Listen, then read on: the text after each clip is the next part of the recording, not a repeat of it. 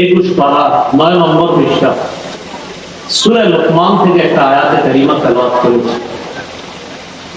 আল্লাহ পাক রব্বুল আলামিন বলেন, আল্লাহুল্লাযী খালাকাকুম মিন দু'ফিন, আল্লাহ ওই সত্তা যিনি তোমাদেরকে সৃষ্টি করেছেন দুর্বল অবস্থা থেকে। সৃষ্টি করার পর সুম্মা জাআলা মিন বাদি দু'ফিন কুওয়া, দুর্বল অবস্থা থেকে শক্তিশালী অবস্থায় আল্লাহ পাক রব্বুল আলামিন তাকে পৌঁছিয়েছেন। আল্লাহ তোমাদেরকে সৃষ্টি করেছেন দুর্বল অবস্থা থেকে, দুর্বল অবস্থা থেকে আবার শক্তি দান করেছেন। সুম্মা জাআলা মিন বাদি কুওয়াতিন দু'ফাও ওয়া শাইবা, শক্তিশালী অবস্থা থেকে আবার আল্লাহ তোমাদেরকে দুর্বল অবস্থায় নিয়ে যায়, দুর্বল অবস্থা থেকে আবার বৃদ্ধ অবস্থাতে আল্লাহ পাক রব্বুল আলামিন নিয়ে যায়। ইয়াখলুকু মা ইয়াশা, আল্লাহ বলেন আল্লাহ যা চান তা আল্লাহ সৃষ্টি করেন। ওয়া হুয়াল আলিম, তিনি সর্বজ্ঞানী। কাদির, তিনি সর্বময় ক্ষমতার অধিকারী। আমাকে আপনাকে আল্লাহ দুর্বল অবস্থা থেকে সৃষ্টি করেছেন। কেমন দুর্বল? আমি আপনি কিছুই ছিলাম না। প্রথমে এমন একটা অবস্থা ছিল, আমি আপনি উল্লেখ করার মতো কিছু ছিলাম না। 29 পারা সূরাতুল ইনসান বা সূরা দাহার বলে আমরা যেটা জানি, এই সূরার 1 নম্বর আয়াতে আল্লাহ বলেন, হাল আতা আলাল ইনসানি হিনুম মিনাদ দাহর, অবশ্যই মানুষের কাছে এমন একটা সময় অতিবাহিত হয়েছে, মানুষের উপর এমন একটা সময় এসেছে, লাম ইয়াকুন শাইআম মাযকুরা, মানুষ উল্লেখ করার মতো কোনো কিছু ছিল না, মানুষ উল্লেখ করার মতো কোনো বস্তু ছিল না। আসলে আমি আপনি উল্লেখ করার মতো কিছু ছিলাম না একটা সময়। সূরা তারিকের 5, 6, 7 নম্বর আয়াতে আল্লাহ বলেন, ফালয়ানজুরিল ইনসানু মিম্মা খুলিক, মানুষ যেন চিন্তা করে মিম্মা খুলিক, তাকে কি থেকে সৃষ্টি করা হয়েছে। খুলিকা মিন মাইন দাফিক, তাকে সৃষ্টি করা হয়েছে সবেগে নির্গত, সবেগে স্খলিত পানি থেকে সৃষ্টি করা হয়েছে। যেই পানি ইয়াখরুজু, যেই পানিটা বের হয় মিন বাইনিস সুলবি, পৃষ্ঠদেশ থেকে, ওয়াত তারাইব, এবং পাদর থেকে যেই পানি, পৃষ্ঠদেশ থেকে এবং পাদর থেকে যেই পানি বের হয়, এই পানি মূলত আপনার দেহের মধ্যম যে অংশটা, ওই অংশেই বীর্যের অবস্থান, সেখান থেকেই সেটা বের হয়। বের হয়ে মায়ের রেহের মধ্যে আল্লাহ পাক রব্বুল আলামিন দেন, ওই রেহেমের মধ্যে আমাকে আপনাকে এক পর্যায়ে আল্লাহ বড় করে একটা ছোট্ট মানুষের উদ্যান করে মায়ের পেটের ভিতরেই আমার আপনার নাভি থেকে একটা পাইপ ফিট করে দিয়ে আল্লাহ খাবারের ব্যবস্থা করে। আল্লাহ রাব্বুল আলামিন সূরা হজের 5 নম্বর আয়াতে বলেন, ইয়া আইয়ুহান নাসু ইন কুনতুম ফি রাইবিন মিনাল বা'থ, হে মানুষ তোমরা যদি পুনরুত্থানের ব্যাপারে সন্দিহান হও, فإنا خلقناكم من تراب, মনে রেখো আমি তোমাদেরকে সৃষ্টি করেছি মাটি থেকে। তুম্মা মিন নুতফা, এরপর শুক্র বিন্দু থেকে। আসলে শুক্র বিন্দুর মধ্যে ফেরেশতার মাধ্যমে সামান্য একটু মাটির ছিটাও দেওয়া হয়, এটার মিশ্রণে আমাকে আপনাকে সৃষ্টি করা হয়। তুম্মা মিন আলাকা, এরপর জমাট রক্ত থেকে। তুম্মা মিন মুদগা, এরপর মাংসপিণ্ড থেকে। মুখাল্লাকা, যে মাংসপিণ্ডটা এটা কখনো রূপদান করে, গায়রি মুখাল্লাকা, আবার কখনো এটা রূপদান করে না। রূপদান করার আগে মায়ের পেটে এটা নষ্ট হয়ে বর্ষণ হয়ে যায়। মুখাল্লাকা ওয়া গায়রি মুখাল্লাকা, কখনো এই মাংসপিণ্ডটা এটা রূপদান করে আবার বাড়তে থাকে, কখনো রূপদান করার আগে গায়রি মুখাল্লাকা, এটা আবার রূপদানের আগে শেষ হয়ে যায়, পেট থেকে বের হয়ে যায়। আল্লাহ পাক রব্বুল আলামিন চাইলে এটা বড় হতো। এটা কেন করি? লিনুবাই গিনা লাকুম, আমি এইভাবে করি তোমাদেরকে বয়ান করার জন্য, জানিয়ে দেওয়ার জন্য, চিন্তা ভাবনা যেন করতে পারো। মাংসপিণ্ড করার পর ওয়া নুকিরু ফিল আরহামি মা নাশা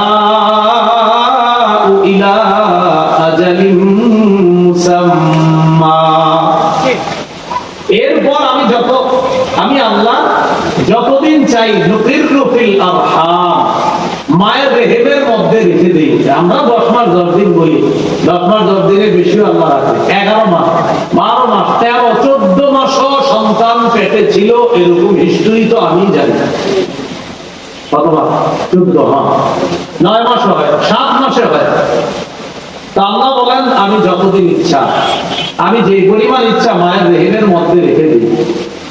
ইলা আজালিন মুসাম্মা, নির্দিষ্ট একটা সময় পর্যন্ত। কত সময় এটা আমি আল্লাহ জানি।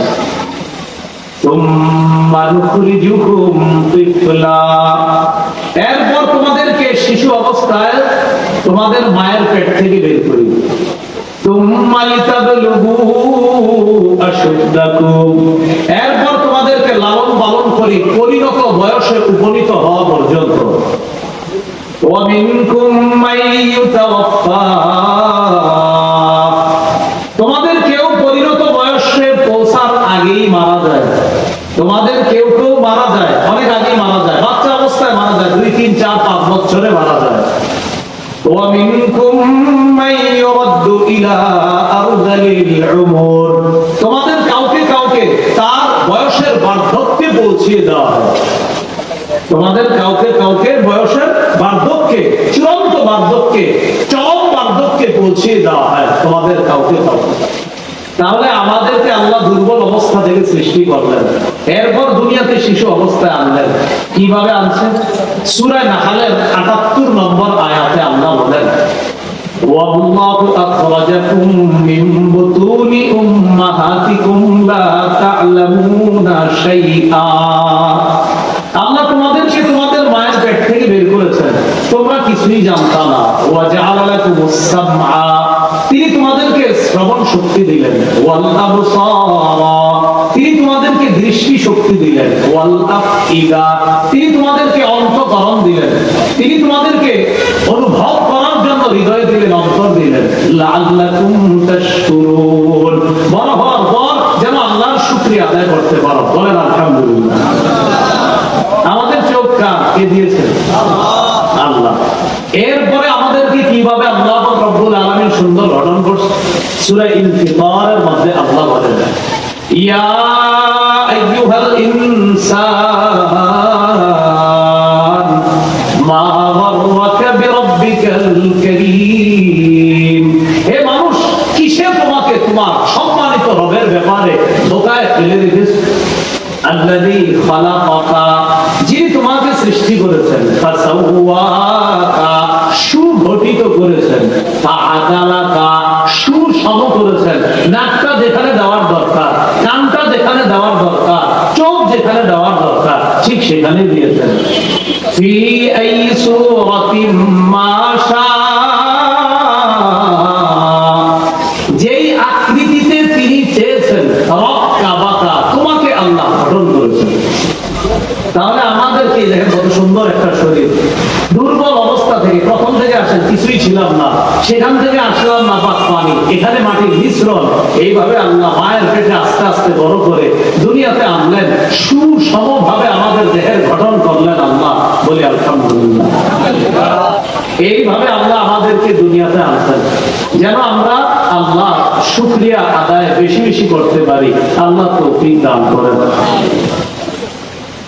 এবার আসেন, আমাদেরকে আল্লাহ দুনিয়াতে পাঠাইছেন, ঠিক আছে, তা আমাদেরকে পাঠাইলেন কেন?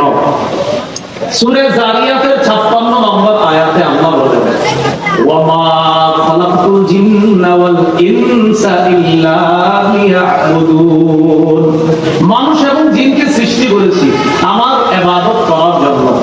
মানুষ এবং জিনকে সৃষ্টি করেছি আমার ইবাদত করার জন্য। এখন কথা হলো ইবাদতটা কেমন করবেন? সূরা মুলকের 2 নম্বর আয়াতে আল্লাহ বলেন, আল্লাযী খালাকাল মাউতা ওয়াল হায়াতা লিয়াবলুয়াকুম আইয়ুকুম আহসানু আমালা, যিনি মৃত্যু জীবন সৃষ্টি করেছেন তোমাদেরকে পরীক্ষা করার জন্য। আইয়ুকুম আহসানু আমালা, তোমাদের মধ্যে কে অধিক উত্তম আমল করে, এই পরীক্ষা করার জন্য আল্লাহ জীবন মৃত্যু সৃষ্টি করেছেন। উত্তম আমলকারীর কি লাভ?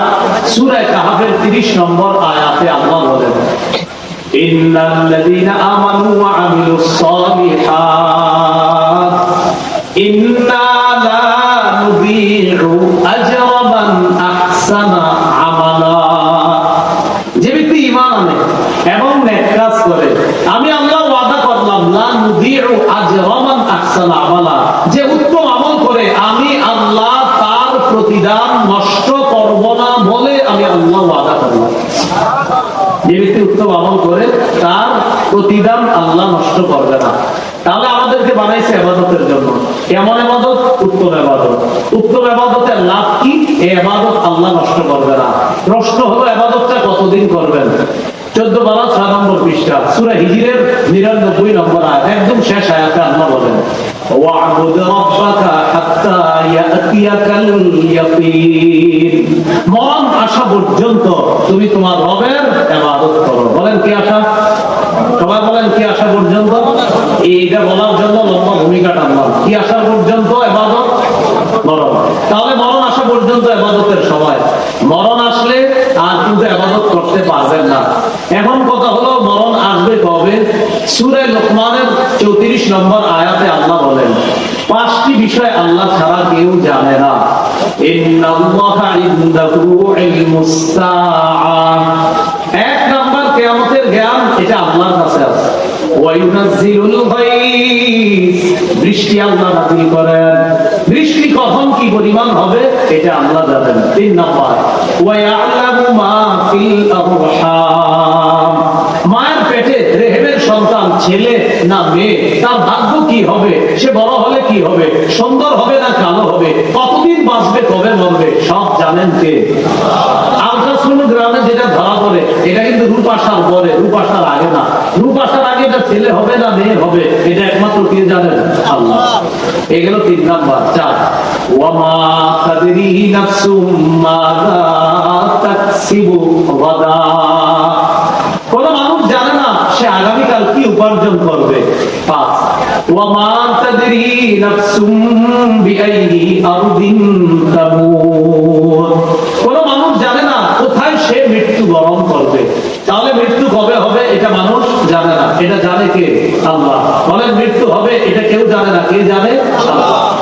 সূরা আলে ইমরানের 145 নম্বর আয়াতে আল্লাহ বলেন ওয়ামা কানা লিনাফসিন আন তামুতা ইল্লা বিইذনিল্লাহি কিতাবাম মুআজ্জালা, কোন মানুষের জন্য এটা উচিত না, কোন মানুষের জন্য এটা শোভা পায় না, কোন মানুষের পক্ষে এটা সম্ভব না যে সে আল্লাহর অনুমতি ছাড়া মারা যাবে। অর্থাৎ আল্লাহর হুকুম ছাড়া সে মৃত্যুবরণ করবে এটা সম্ভব না। বরং ইল্লা কিতাবাম মুআজ্জালা, বিইذনিল্লাহি কিতাবাম মুআজ্জালা, আল্লাহর হুকুমে সে মরবে। কিতাবাম মুআজ্জালা, কবে কোথায় মরবে এর একটা নির্ধারণ করা সময়। তাহলে আমি আপনি কখন মারা যাব এটা জানেন কে? বলেন আল্লাহ। প্রত্যেকটা নফস মৃত্যুর স্বাদ গ্রহণ করবে। সূরা আনকাবুতের 57 নম্বর আয়াতে আল্লাহ বলেন কুল্লু নাফসিন যায়িকাতুল মাউত, প্রত্যেকটা নফস মৃত্যুর স্বাদ গ্রহণ করবে। সূরা নিসার 78 নম্বর আয়াতে আল্লাহ বলেন আইনামা তাকুনু ইউদরিকুমুল মাউত, তোমরা যেখানে থাকো মৃত্যু তোমাদেরকে পাকড়াও করবে, এতে কোনো সন্দেহ নাই। সূরা আহজাবের 16 নম্বর আয়াতে আল্লাহ বলেন قل لن ينفعكم الفرار إن فررتم من الموت أو القتل, নবী আপনি বলেন মৃত্যু থেকে এবং হত্যা থেকে যতই পালিয়ে বেড়াও এই পালানো তোমাদের কোনো কাজে আসবে না। মৃত্যু থেকে যতই পালিয়ে বেড়াও এই পালিয়ে বেড়ানো তোমাদের কোনো কাজে আসবে না। মৃত্যু তোমাকে পাকড়াও করবে, এতে কোনো সন্দেহ নাই। সূরা আরাফের 34 নম্বর আয়াতে আল্লাহ বলেন ওয়ালিকুল্লি উম্মাতিন আজাল ইযা জাআ আজালুহুম ফালা ইস্তাখিরুনা সাআ ওয়ালা ইস্তাকদিমুন, প্রত্যেকটা মানুষের মৃত্যুর সময় নির্ধারণ করা। যখন তার মৃত্যু এসে যাবে আগেও হবে না পরেও হবে না, ওই সময় মৃত্যুবরণ করবে যখন তার মৃত্যুর সময় নির্ধারণ করা। সূরা ইউনূসের 49 নম্বর আয়াতে আছে লিকুল্লি উম্মাতিন আজাল, আরাফের 34 আছে ওয়ালিকুল্লি উম্মাতিন আজাল, আর ইউনূসের 49 নম্বর আয়াতে আছে লিকুল্লি উম্মাতিন আজাল, প্রত্যেকটা মানুষের মৃত্যুর সময় নির্ধারণ করা। বিশ্বাস করেন আমাদের সবাই মৃত্যুর সময় নির্ধারণ করা। হযরত মাওলানা মুফতি মুফিজুল ইসলাম রাহমাতুল্লাহি আলাইহি চলে গেলেন, অথচ ওনার উস্তাদ বয়ান করছেন। উস্তাদ বয়ান করছেন তো উস্তাদের আগে ছাত্র বিদায় দিচ্ছে। হ্যাঁ, এই জন্য ছাত্র আগে মরবে না উস্তাদ আগে মরবে, বাবা আগে মরবে না সন্তান আগে মরবে, এটা জানে কে? আল্লাহ। কত বাবা সন্তানের লাশ কাঁধে নিয়েছে, কত বাবা এটা নিয়েছে, যে বাবার জন্য কষ্ট, অনেক কষ্ট, আসলে কষ্ট, কিন্তু সন্তান ও বাবার লাশ নেওয়া এটাও অনেক কষ্ট। আল্লাহ সব বাবা যারা কবরে আছে সেই বাবাদের কবরগুলো আল্লাহ জান্নাতের বাগান বানান। বলছিলাম প্রত্যেকের মৃত্যুর সময় নির্ধারণ করা, আগেও হবে না পরেও হবে না, ওই সময় মৃত্যুবরণ করতে হবে। সূরা জুমুয়ার 8 নম্বর আয়াতে আল্লাহ বলেন, قل إن الموت الذي تفرون منه فإنه ملاقيكم। নবী আপনি বলেন যে মৃত্যু থেকে তোমরা পালিয়ে বেড়াও। ইন্নাল মাউতাল্লাযী তাফিরুনা মিনহু, নিশ্চয়ই যে মৃত্যু থেকে তোমরা পালিয়ে বেড়াও, ফাইন্নাহু মুলাকীকুম, এই মৃত্যু তোমাদের সাথে সাক্ষাৎ করবে। যে মৃত্যু থেকে তোমরা পালিয়ে বেড়াও এই মৃত্যু তোমাদের সাথে সাক্ষাৎ করবে। আমি আপনাদেরকে শুধু এই কথাটা জানানোর জন্য একজন মানুষের মৃত্যুকে কেন্দ্র করে এখানে উপস্থিত হলাম। তার মৃত্যুকে কেন্দ্র করে তার জন্য দোয়া করবো, আল্লাহ যেন তাকে জান্নাতবাসী বানান, এই দোয়া তো করবো। তো আমার আপনার প্রত্যেকের একটা শিক্ষা যে একজনের মৃত্যুর স্মরণে এখানে উপস্থিত হলাম, আগামীকাল আমার আপনার মৃত্যুর স্মরণে যে অন্য উপস্থিত হবে না, এটা জিনিস। আগামীকাল আমি আপনি সাবেক হয়ে যাবে, পরের দিন আমার আপনার ব্যাপারে বলা হবে উত্তর পাড়ার আব্দুর রহিম 3 দিন আগে এখানে চা দিয়েছে আসছে নাই, এরকম বলা হবে। আল্লাহর কসম বলা হবে, আমার ব্যাপারে আপনার সবার ব্যাপারে বলা হবে সে গতকাল ছিল আজ নাই। এটাই সত্য কথা, এটা একদম সত্য কথা। জিবরিল আমিন নবীজির কাছে আসছে, মুস্তাদরাকে হাকিমে বর্ণনা, সহিহ সনদে বর্ণনা, সাহাব ইবনে সাদ রাদিয়াল্লাহু তাআলা আনহু বর্ণনা, جاء جبريل إلى النبي صلى الله عليه وسلم فقال يا محمد عش ما شئت إنك ميت। জিবরিল আমিন আল্লাহ নবীর কাছে আয়েশা করেন, ও মুহাম্মদ সাল্লাল্লাহু আলাইহি সাল্লাম, যতদিন মন চায় বসবাস করেন, তবে মনে রাখবেন মরবেন, আপনি মারা যাবেন। আপনার যতদিন মন চায় বসবাস করেন, কিন্তু এই যতদিন মন চায় মানে কি জানেন, এই মৃত্যু পর্যন্ত আপনি কিন্তু মারা যাবেন। ইন্নাকা মাইয়িতুন, নিশ্চয় আপনি মৃত্যুবরণ করবেন। এরপরে বলবেন ওয়া আহবিব মান আহবাবতা ফাইন্নাকা মুফারিকুহু, যাকে মন চায় বন্ধু বানান, তবে বন্ধুকে ছেড়ে যেতে হবে। যাকে মন চায় বন্ধু বানান, ফাইন্নাকা মুফারিকুহু, বন্ধুকে একদিন ছেড়ে যেতে হবে। ওয়ামাল মা শিতা, যা মন চায় আমল করেন, কাজ করেন। কথাটা কিন্তু নবীরে বলতেছে, আসলে আমাদের সবাইকে বলতেছে, আপনি যা মন চায় আমল করেন, তবে মনে রাখবেন ফাইন্নাকা মাজজিয়ুন বিহি, আপনার এই আমলের প্রতিদান দেওয়া হবে। আপনার আমাদের আমলের কিন্তু প্রতিদান দেওয়া হবে। এই জন্য আমল করা। আল্লাহ রাব্বুল আলামিন 23 পারা 6 পৃষ্ঠা সূরা জুমারের 30 নম্বর আয়াতে বলছেন, ইন্নাকা মাইয়িতুন ওয়া ইন্নাকুম মাইয়িতুন। হে নবী মুহাম্মদ সাল্লাল্লাহু আলাইহি সাল্লাম, নিশ্চয় আপনি মৃত্যুবরণ করবেন আর তারাও মৃত্যুবরণ করবে। মৃত্যুর স্বাদ সকলকে গ্রহণ করতে হবে, এতে কোনো সন্দেহ নাই। সূরা মুনাফিকুনের 11 নম্বর আয়াতে আল্লাহ বলেন, ওয়ালা ইউআখিরুল্লাহু নাফসান ইযা জাআ আজালুহা, যখন মৃত্যু এসে যাবে, যখন মৃত্যু এসে যাবে তখন কাউকে আর সামান্য সুযোগ দেওয়া হবে না। লা ইউআখিরুল্লাহু নাফসান ইযা জাআ আজালুহা, আল্লাহ কিছুতেই সুযোগ দিবেন না যখন মৃত্যু এসে যাবে। তো মৃত্যুর স্বাদ আমাকে আপনাকে আমাদের সকলকে গ্রহণ করতে হবে, এতে কোনো সন্দেহ নাই। তাহলে আমাদেরকে কেন আল্লাহ সৃষ্টি করছেন? ইবাদত করার জন্য। কেমন ইবাদত? উত্তম ইবাদত। ইবাদত কতদিন? মৃত্যু পর্যন্ত। মৃত্যুর স্বাদ গ্রহণ করতে হবে আর সবাইকে গ্রহণ করতে হবে। মুহাম্মদ সাল্লাল্লাহু আলাইহি সাল্লামকে জিবরিল আমিন বলতেছে, আপনি যতদিন মন চায় বাঁচেন, তবে এই যতদিন মানে মৃত্যু পর্যন্ত আপনি মৃত্যুবরণ করবেন। যাকে মন চায় বন্ধু বানান, ফাইন্নাকা মুফারিকুহু, বন্ধুকে একদিন ছেড়ে যেতে হবে আপনার। আমাল মা শিতা, আপনি যা মন চায় আমল করেন, এটা আমাকে আপনার ইনজার উদ্দেশ্য। যা করি না কেন ফাইন্নাকা মাকসিয়ুন বিহি, এর প্রতিদানও কিন্তু দেওয়া হবে। এই জন্য আমার আপনার প্রত্যেকের এই চিন্তা করা উচিত। তো এখন এই আমি আপনি আসলাম দুর্বল অবস্থা থেকে বানাইলেন, আস্তে আস্তে বড় করলেন কেন? ইবাদত করার জন্য। কতদিন? মৃত্যু পর্যন্ত। এখন মৃত্যুটা কেমন হবে আল্লাহ বলে দিয়েছেন, ইয়া আইয়ুহাল্লাযীনা আমানু তাকুল্লাহ হাক্কা তুকাতিহি ওয়া লা তামুতুন্না ইল্লা ওয়া আনতুম মুসলিমুন। হে ঈমানদারগণ, আল্লাহকে ভয় করো, যথাযথ ভয় করো। মুসলমান না হয়ে মরবা না। কি বলছে দেখেন, মুসলমান না হয়ে মরবা না।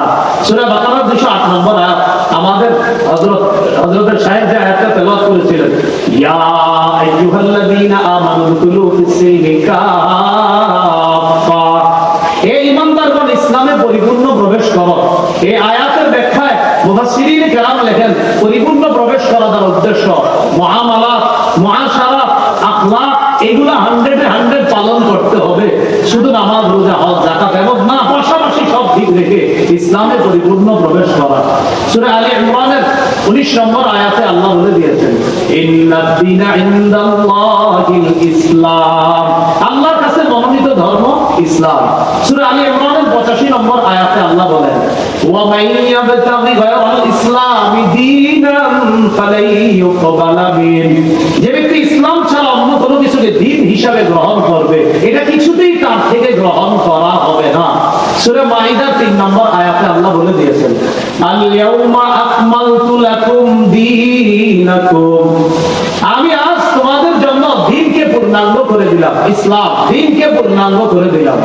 ওয়া আতমামতু আলাইকুম নি'মাতি, আমি তোমাদের উপর আমার নিয়ামতকে পরিপূর্ণ করে দিলাম। আমি তোমাদের উপর আমার নিয়ামতকে পরিপূর্ণ করে দিলাম। আমাদের সাহেব যিনি উপস্থিত হয়েছেন, হযরত মাওলানা শেখ হাসান কামিল হাফিজাহুল্লাহ, রমজানের আগে ফেব্রুয়ারি মাসে হযরতের একটা বয়ান শুনেছি আমি যাইতে যাইতে হযরত আলোচনা শেষ করেছেন নারায়ণগঞ্জ। হযরতের একটা মনে পড়ে গেছে, নারায়ণগঞ্জ সোনারগাঁও। তা আমি যাওয়ার আগে হযরত ঠিক এই আয়াতের উপর আলোচনা করতেছিলেন, আল-ইয়াউমা আকমালতু লাকুম, এক যে হযরত সেদিন বেদাত কি জিনিস এটা বুঝাইতেছিলেন, আমার পুরো মনে পড়ে। তো এই আয়াতে আল্লাহ রাব্বুল আলামিন বলেছেন, আজ আমি তোমাদের জন্য দ্বীনকে পূর্ণাঙ্গ করে দিলাম আর তোমাদের উপর আমার নিয়ামতকে আমি পরিপূর্ণ করে দিলাম। এখন দেখেন দ্বীন ইসলাম, এই ইসলাম আমরা পেয়েছি। তো আল্লাহ বলতেছেন, মুসলমান না হয়ে তোমরা মরবা না। বাস মুসলমান কিভাবে থাকবো মরণ পর্যন্ত? সূরা হাশরের 7 নম্বর আয়াতে আল্লাহ বলে দিয়েছেন, মা আতাকুমুর রাসূলু ফাখুযু, মুহাম্মদ সাল্লাল্লাহু আলাইহি সাল্লাম যা দেন তা গ্রহণ করো। ওমা নাহাকুম আনহু ফান্তাহু, যা থেকে নিষেধ করেন তা থেকে বিরত থাকো। বাস মুহাম্মদ সাল্লাল্লাহু আলাইহি সাল্লাম যা দেন এটা গ্রহণ করো, যা থেকে নিষেধ করেন এটা থেকে বিরত থাকা। এজন্য আমরা সবাই যেন মুসলমান পরিচয়ে দুনিয়া থেকে আমরা যাইতে পারি। সবাই যেন, বিশেষ করে আজকে যার জন্য আয়োজন, হযরত মাওলানা মুফতি মুফিজুল ইসলাম রাহমাতুল্লাহ, হযরত সহ হযরতের সন্তানাদি পরিবার, এখানে আমরা যারা, আমরা সবাই যেন ঈমান ইসলাম নিয়ে একসাথে আমরা জান্নাতে আমরা দেখা করতে পারি। আল্লাহ তৌফিক দান করেন। সুবহানাল্লাহি ওয়া বিহামদিহি, সুবহানাকাল্লাহুম্মা ওয়া বিহামদিকা, আশহাদু আল্লা ইলাহা ইল্লা আনতা, আস্তাগফিরুকা ওয়া আতুবু ইলাইক।